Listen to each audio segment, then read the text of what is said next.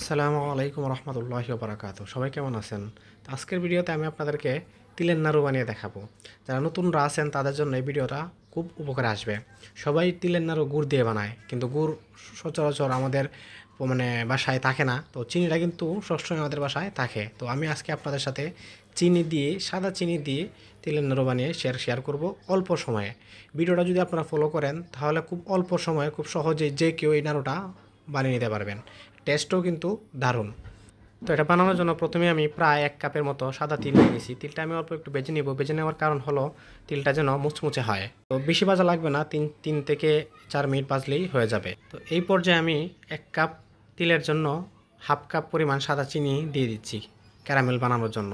পরিমাপটা কিন্তু আপনাদের সঠিক রাখতে হবে, না হলে কিন্তু তিল পরিমাণ বেশি হয়ে যাবে বা চিনির পরিমাণ বেশি হয়ে যাবে, নাড়ুটা কিন্তু আপনাদের পারফেক্টভাবে হবে না। তো আমার ক্যারামেলটা কিন্তু প্রায় হয়ে আসছে।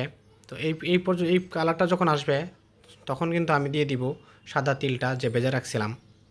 তো তিলটা দেওয়ার পরে জালটা একদম নিবু নিবু রাখবেন, অফ করা লাগবে না, নিবু নিবু রাখবেন। একবার নিবু নিবু রেখে এটা তাড়াতাড়ি মিশিয়ে নিতে হবে। এই কাজটা কিন্তু ক্যারামেলটা বানানোর পরের যে কাজটা, এটা কিন্তু খুব দ্রুত সহকারেই করে নিতে হবে, না হলে কিন্তু চুলায় থেকে ক্যারামেলটা পুড়ে যাবে, খেতে মজা লাগবে না তিলের নাড়ু। মিশাতে বেশি সময় লাগে না, সর্বোচ্চ 1 থেকে 1.5 মিনিট সময়ের ভিতরে কিন্তু এটা পারফেক্টভাবে মিশে যাবে। তো আমার এটা ভালোভাবে পারফেক্টভাবে মিশানো হয়ে গেছে। এই পর্যায়ে আমি একটা পাত্রে নামিয়ে নিচ্ছি। পাত্রে নামানোর আগে কিন্তু পাত্রের নিচে আমি রান্নার রেগুলার সয়াবিন তেল ব্রাশ করে নিয়েছি পর্যাপ্ত পরিমাণ। তেলটা ব্রাশ করে নিলে কী হয়, নিচ দিয়ে লাগে না। তো এই পর্যায়ে কিন্তু গরম গরমই হাতে নিতে হবে, নিয়ে এইভাবে মুঠ করে হাতে গুল করে বানিয়ে নিতে হবে। বানানোর সময় যদি আপনাদের সাথে আরেকজন হেল্প করে তাহলে কিন্তু এটা খুব সহজেই তাড়াতাড়ি বানিয়ে নিতে পারবেন। আর যদি একা বানাতে গিয়ে যদি জমা বেঁধে যায়, শক্ত হয়ে যায়, সেই পর্যায়ে আরেকটু চুলার মধ্যে দিয়ে দিলেই হবে। অল্প একটু রাখলেই গরম আবার নরম হয়ে যাবে। তো দর্শক দেখতে পারতেছেন আমার নাড়ুগুলো কিন্তু দেখতে অনেক কিউট হয়েছে, এমনকি দেখতেও যেরকম হয়েছে খেতে কিন্তু অসম্ভব লাগছে। যারা খাইছে সবাই কিন্তু এটার প্রশংসা করছে।